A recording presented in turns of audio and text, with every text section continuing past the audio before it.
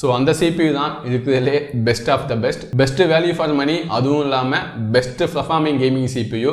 இந்த 2 அவார்டையுமே இந்த AMD CPUக்கே கொடுக்க முடியும். ஸோ இந்த மாதத்தோட இந்த இயர் ரெண்டாக போகுது. ஸோ இந்த இயரில் பெஸ்ட் கேமிங் CPUs எதுன்னு தான் பார்க்க போகிறோம். ஸோ அதுலேயுமே நாம AMDல மட்டும்தான் பார்க்க போகிறோம். இண்டலுக்கு தனியாக ஒரு வீடியோ போடுறேன்.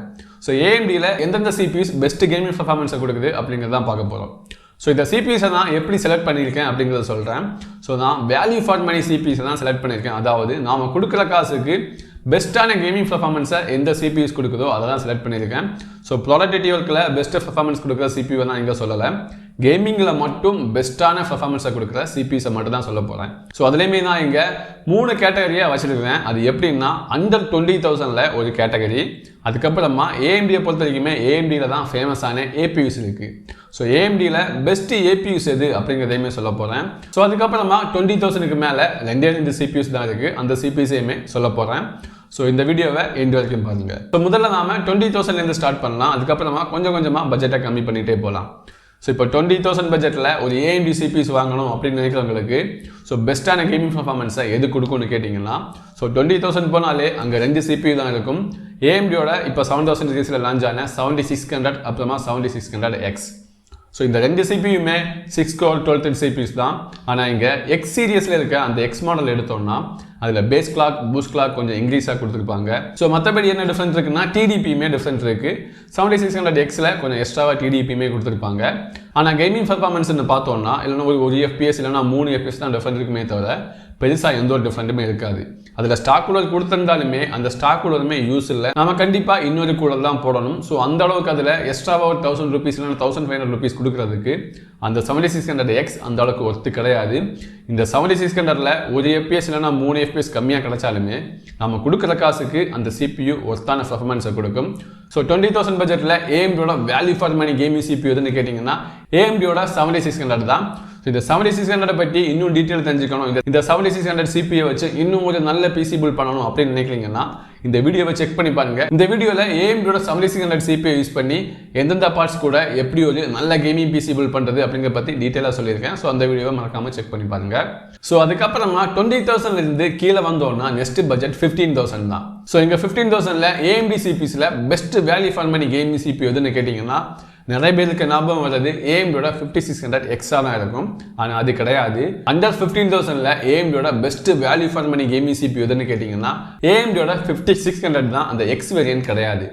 இந்த 5600 அப்புறமா இந்த 5600Xஐ பார்த்தோம்னா இந்த X CPU கிட்டத்தட்ட இந்த 5600 சின்னதாக ஓவர் கிளாக் பண்ணாலே அந்த பெர்ஃபார்மன்ஸ் நம்மளால் அச்சீவ் பண்ண முடியும். அந்த மாதிரி ஒரு CPU தான்.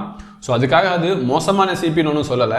ஆனால் நம்ம பே பண்ணுற காசுக்கு கம்பேர் பண்ணி பார்த்தோம்னா இந்த 5600 இன்னும் நல்ல பெர்ஃபார்மன்ஸை கொடுக்கும். நம்ம சின்னதாக ஓவர் கிளாக் பண்ணி பயோஸில் AMDயோட PBU எல்லாம் எனபிள் பண்ணோம்னா நல்ல பெர்ஃபார்மன்ஸை கொடுக்கும். ஸோ அண்டர் 15,000ல் AMDயோட best value for money gaming CPU AMDயோட 5600 தான். ஸோ அதுக்கப்புறமா அடுத்த பட்ஜெட்டை பார்த்தோம்னா 10,000 பட்ஜெட். ஸோ இந்த 10,000 பட்ஜெட்டில் AMDயோட எந்த CPU value for money gaming பெர்ஃபார்மன்ஸை கொடுக்குது அப்படின்னு கேட்டிங்கன்னா AMDயோட 5500 தான். ஸோ இந்த CPU இப்போ தான் நிறைய பேர் யூஸ் பண்ணிட்டு வராங்க. இது ஒரு 6 core 12 thread CPU.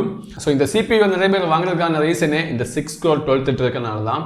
மற்றபடி இதோட பர்ஃபார்மன்ஸ் ஒன்றும் ரொம்ப சொல்கிற அளவுக்கு இருக்காது. ஒரு பட்ஜெட் CPUயோட பர்ஃபார்மன்ஸ் தான் இருக்கும். ஸோ ஆனால் AMDயை பொறுத்த வரைக்குமே அந்த இடத்துல இருக்க அதர் CPUs கூட எல்லாம் கம்பேர் பண்ணி பார்த்தோம்னா இந்த CPU ஓரளவுக்கு பெஸ்ட்டாக தான் பர்ஃபார்ம் பண்ணும்.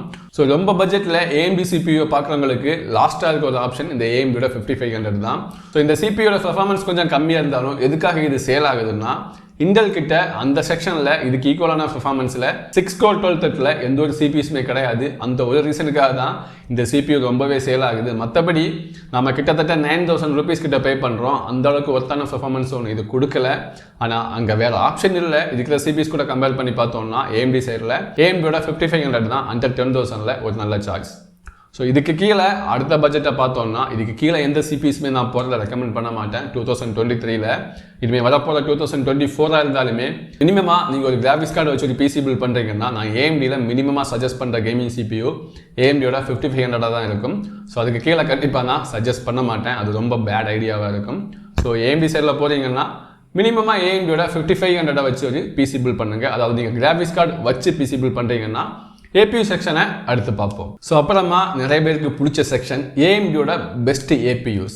AMDயோட எந்த APUs value for money gaming பர்ஃபார்மன்ஸை கொடுக்குது அப்படிங்கிறத பார்ப்போம். ஸோ இங்கே எனக்கு தெரிஞ்சு ரெண்டு APUs தான் AMDயில் வேல்யூ ஃபார் மணியாக இருக்குது. ஸோ முதல் APUஸை நிறைய பேர் இப்போவே கெஸ் பண்ணியிருப்பீங்க. AMDயோட 5600G தான். ஸோ இதை விடையுமே பவர்ஃபுல்லான 5700G இருக்கு. ஸோ அது இருக்கும்போது எதுக்காக நான் AMDயோட 5600Gயை சூஸ் பண்ணியிருக்கேன், 5700 போகலன்னா ரெண்டுக்கும் இருக்கிற ப்ரைஸ் கேப் தான். ஸோ இந்த AMDயோட 5600Gயை நம்மளால் இப்போ இருக்கிற ப்ரைஸிங்கில் 11,500 rupeesல வாங்க முடியும். அதுவே AMDயோட 5700Gயை பார்த்தீங்கன்னா 16,000லேருந்து 17,000க்கு உள்ளே இருக்கும். கிட்டத்தட்ட 5,000லேருந்து 5,500 rupees நாம் எக்ஸ்ட்ரா பே பண்ணுறோம். ஸோ அந்த அளவுக்கு நாம் எக்ஸ்ட்ரா பே பண்ணியுமே அந்த அளவுக்கு பெர்ஃபார்மன்ஸ் டிஃபரெண்ட் எல்லாம் நம்மளால் பார்க்க முடியாது. சில கேம்ஸ்ல எல்லாம் ரெண்டு APUமே சேமான பெர்ஃபார்மன்ஸை கொடுக்கும், இல்லைனா ஒரு 3 FPS 5 FPS டிஃபரெண்ட் தான் இருக்கும். ஸோ மோஸ்ட் ஆஃப் த கேம்ஸில் சொல்கிற அளவுக்கு பெரிய டிஃபரெண்ட்லாம் இருக்காது. அதாவது நாம் 5,000 rupees கிட்ட எக்ஸ்ட்ரா கொடுத்து 5700G வாங்கினாலுமே அதில் பெரிய டிஃபரெண்ட்லாம் இருக்காது. ஸோ கிராஃபிக்ஸ் கார்டு சப்போர்ட்டை பார்த்தாலுமே மேக்ஸிமமாக நம்மளால் 2 CPUலையுமே AMD சைட்லேருந்து 6700 XT வரைக்கும் போகிறதெல்லாம் ரெக்கமெண்ட் பண்ணுவோம். அதுக்கு மேலே போனாலுமே பாட்டில் நெக் ஆகிடும். அது 5600G இருந்தாலும் சரி, 5700G இருந்தாலும் சரி. ஸோ அதனால தான் இங்கே கொடுக்குற காசுக்கு ஒத்தான பெர்ஃபார்மன்ஸ் எதுன்னு பார்த்தீங்கன்னா AMDயோட 5600G தான். அதுவே இந்த AMDயோட 5700Gயோட ப்ரைஸிங் ஒரு 2,000 rupees இல்லைனா 2,500 rupees டிஃபரெண்ட் இருந்துச்சுன்னா கொஞ்சம் ஒர்த்தாக இருந்திருக்கும். ஆனால் நாம் 5600G கூட பார்த்தீங்கன்னா 5,000 rupees கூட ப்ரைஸ் டிஃபரெண்ட் இருக்குது. அந்த அளவுக்கு அது ஒர்த்து கிடையாது கொடுக்குற பெர்ஃபார்மன்ஸ் எல்லாமே பார்த்தீங்கன்னா. ஸோ இங்கே AMDயோட value for money best performing APU எதுன்னு கேட்டிங்கன்னா AMDயோட 5600G தான். ஸோ அதுக்கப்புறமா ஒரு 10,000 பட்ஜெட் 8,000 பட்ஜெட் அந்த பட்ஜெட்டில் கூட நிறைய APUs இருக்குது. சில ப்ரோ APUs எல்லாம் கூட இருக்குது. அந்த எந்த APUமே நான் தயவு செய்து ரெக்கமெண்ட் பண்ண மாட்டேன், வாங்காதீங்க. இனிமேல் வரப்போகிற டேஸில் நீங்கள் கேமிங்கை பார்த்தீங்கன்னா அந்த APUஸை வச்செல்லாம் கேமிங் பண்ணுறது ரொம்ப ரொம்ப கஷ்டமாக இருக்கும். ஸோ நான் கண்டிப்பாக யாருக்குமே ரெக்கமெண்ட் பண்ண மாட்டேன். உங்ககிட்ட 8,000 rupees பட்ஜெட் இருந்தால் கூட கொஞ்சம் கொஞ்சமாக காசு சேவ் பண்ணி அட்லீஸ்ட் நீங்கள் APU வாங்குறீங்கன்னு பிளான் பண்ணியிருந்தால் 11,500 rupees கொடுத்து AMDயோட 5600Gயை வாங்குங்க. ஸோ அதுக்கப்புறமா இந்த ஆஃபீஸ் ஒர்க் பண்ணுறவங்களுக்கு எல்லாமே APUs தேவைப்படும். ரொம்ப ரொம்ப பட்ஜெட்டில் PC பில்ட் பண்ணுவாங்க. அவங்க சில APUs எல்லாம் பார்ப்பாங்க. ஸோ அண்டர் 5,000 இல்லைனா 6,000க்கு கீழே ஒரு APU பார்த்தீங்கன்னா AMDயோட 3000G அப்புறமா AMDயோட 3200G இந்த ரெண்டு CPUsமே இருக்கும். இந்த ரெண்டுமே APU CPU தான். ஆனால் இதில் நான் ரெக்கமெண்ட் பண்ணுறது இந்த 3000Gயை கண்டிப்பாக வாங்காதீங்க, அது ஒர்த்து கிடையாது. AMDயோட 3200Gயை வாங்கினீங்கன்னா அதில் வெகா 8 கிராஃபிக்ஸ் இருக்குது. அது 3000 வாங்கினீங்கன்னா அதில் வெகா 3 தான் இருக்குது. ஸோ இதில் என்ன டிஃப்ரெண்ட் பெருசாக இருக்குன்னா டபுள் FPS கிடைக்கும். அதாவது நீங்கள் இந்த AMDயோட 3000Gயை யூஸ் பண்ணி இப்போ GTA 5 ப்ளே பண்ணுறீங்கன்னு வைங்க, உங்களுக்கு ஒரு 30 FPS வருது. அதுவே நீங்கள் AMDயோட 3200Gயை யூஸ் பண்ணீங்கன்னா அந்த இடத்துல உங்களுக்கு 60 FPS கிடைக்கும். அதாவது எந்த கேம் எடுத்தாலுமே உங்களுக்கு கிட்டத்தட்ட டபுள் FPS வரும். ப்ரைஸ் டிஃப்ரெண்ட்டுமே ஒரு 1,000 rupees இல்லைனா 1,500 rupees தான் இருக்கும். ஸோ இங்கே AMDயோட 3000Gங்கிறது கண்டிப்பாக வாங்கிடாதீங்க. AMDயோட 3200Gயை வாங்குங்க. டிஃப்ரெண்ட் என்னென்னா அதில் இருக்க அந்த கிராஃபிக்ஸ் தான். 3000Gயில் வெகா 3 இருக்குது, அது 3200Gயில் வெகா 8 இருக்குது. ஸோ மற்றபடி CPUயோட பெர்ஃபார்மன்ஸ் சேமாக தான் இருக்கும். ஆனால் கேமிங்கில் பார்த்தீங்கன்னா இந்த கிராஃபிக்ஸ் ரொம்பவே டிஃப்ரெண்ட்டாக கொடுக்கும். கிட்டத்தட்ட டபுள் FPS கொடுக்கும் உங்களுக்கு ஆல்மோஸ்ட் எல்லா கேம்லேயுமே. ஒரு 1,000 rupees 1,500 rupees தான் எக்ஸ்ட்ராவாக பே பண்ணுறோம். ஸோ நீங்கள் ஆஃபீஸ் ஒர்க்காக இருந்தாலுமே அந்த APU வாங்குறது ஓரளவுக்கு நல்லா தான் இருக்கும். சில கிராஃபிக்ஸ் இன்டென்ஸான ஏதாவது ஒர்க் பண்ணாலுமே அந்த APU மெமரி நல்லாவே ஹெல்ப்ஃபுல்லாக இருக்கும். ஸோ இந்த APUயோட பட்ஜெட் கிட்டத்தட்ட 5,000லேருந்து 6,000 rupees தான் வரும். ஸோ அதுக்கு மேலே 7,000 8,000 rupeesல எல்லாம் ஒரு APU வாங்கலாம் அப்படின்னு பிளான் பண்ணுறவங்க வாங்கிடாதீங்க. கொஞ்சமாக எப்படியாவது காசு அட்ஜஸ்ட் பண்ணி AMDயோட 5600Gயை வாங்குங்க. எனக்கு தெரிஞ்சு இப்போதைக்கு வேல்யூ ஃபார் மணி APUஸ்னா AMDயோட 5600G, அதுக்கு கீழே ரொம்ப எக்ஸ்ட்ரீம் பட்ஜெட்டில் போனால் AMDயோட 3200G தான். ஸோ இதுக்கு மேலே மற்ற APUs எல்லாம் அந்தளவுக்கு வேல்யூ ஃபார் மணி கிடையாது. ஸோ நீங்கள் ஆஃபீஸ் ஒர்க் பண்ணுறீங்கன்னா மட்டும் 3200Gயை வாங்குங்க. இல்லைனா கேமிங் பண்ணுவேன், இல்லைனா நார்மலான யூசேஜுக்கெல்லாம் எனக்கு தேவைப்படுது அப்படின்னா எப்போவுமே நான் ரெக்கமெண்ட் பண்ணுறது AMDயோட 5600G தான். அதுக்கப்புறமா ரொம்ப ரொம்ப இன்ட்ரெஸ்டிங்கான ஒரு பட்ஜெட் 20,000க்கு மேலே. ஸோ இதை எதுக்காக ரொம்ப இன்ட்ரெஸ்டிங்கான பட்ஜெட்னு சொல்கிறேன்னா இங்கே ரெண்டு CPU தான் சொல்ல போகிறேன். இந்த ரெண்டு CPUஸ்க்கு மேலே உங்களுக்கு எந்த ஒரு CPUமே தேவைப்படாது. ஏன்னா இருக்கிறதுலே ரொம்ப அதிகமாக பெர்ஃபார்ம் பண்ணுற CPU AMD கிட்ட தான் இருக்குது. அதுவுமே இந்த பட்ஜெட்டில் வரப்போகுது. ஸோ முதல்ல நான் அந்த CPU எதுன்னு சொல்லிடுறேன். AMDயோட 7800 X3D தான். ஸோ இந்த CPU தான் இப்போ இருக்கிறதுலே best value for money gaming CPUன்னு சொல்லுவேன். நீங்கள் இன்டலோட 14 Gen i9 4900K கூட கம்பேர் பண்ணி பார்த்தா கூட இந்த AMDயோட 7800 X3D ரொம்ப நல்ல கேமிங் பர்ஃபார்மன்ஸ் கொடுக்கும். நான் ப்ராடக்டிவிட்டி ஒர்க்கை பற்றி சொல்லலை, கேமிங் பர்ஃபார்மன்ஸை பற்றி சொல்கிறேன். இந்த CPUயோட ப்ரைஸிங் 32,000 33,000 தான் இருக்கும். அதுவே இந்த இன்டலோட டாப் நோச் 1400K எடுத்தீங்கன்னா அதோட ப்ரைஸிங் 52,000 53,000 இருக்கும் ஸ்டார்டிங் எல்லாமே. ரெண்டுக்குமே 20,000 கிட்ட பட்ஜெட் டிஃபரெண்ட் இருக்குது. ஆனாலுமே இந்த AMD CPU தான் கேமிங்கில் ரொம்ப அதிகமான பர்ஃபார்மன்ஸை கொடுக்கும். நான் கேமிங்கை சொல்கிறேன், மறுபடியும் சொல்கிறேன், கேமிங்கை தான் சொல்கிறேன், ப்ராடக்டிவிட்டி ஒர்க்கை சொல்லலை. ஏன்னா ப்ராடக்டிவிட்டி ஒர்க்கில் அப்படியே அப்சைட் டவுன் மாதிரி இருக்கும். ஏன்னா இன்டெல் CPU AMD ரொம்ப சுலபமாக பீட் பண்ணிடும்.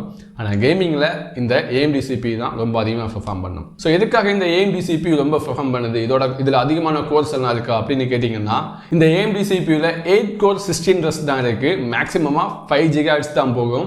அதுவே இன்டலோட 1400K பார்த்தீங்கன்னா அதில் 24 கோர் இருக்கு, 32 த்ரெட்ஸ் இருக்கு, மேக்ஸிமமா 6 GHz வரைக்குமே போகும். ஸோ இந்த அளவுக்கு அதிகமான கோர்ஸ் த்ரெட்ஸ் எல்லாம் இருந்தாலுமே எதுக்காக இந்த AMD CPU அதிகமாக பெர்ஃபார்ம் பண்ணுது, அதாவது கேமிங்கில் எப்படி அதிகமான பெர்ஃபார்மன்ஸை கொடுக்குது அப்படின்னு கேட்டிங்கன்னா, இந்த AMDோட 3D Vcache டெக்னாலஜி தான்.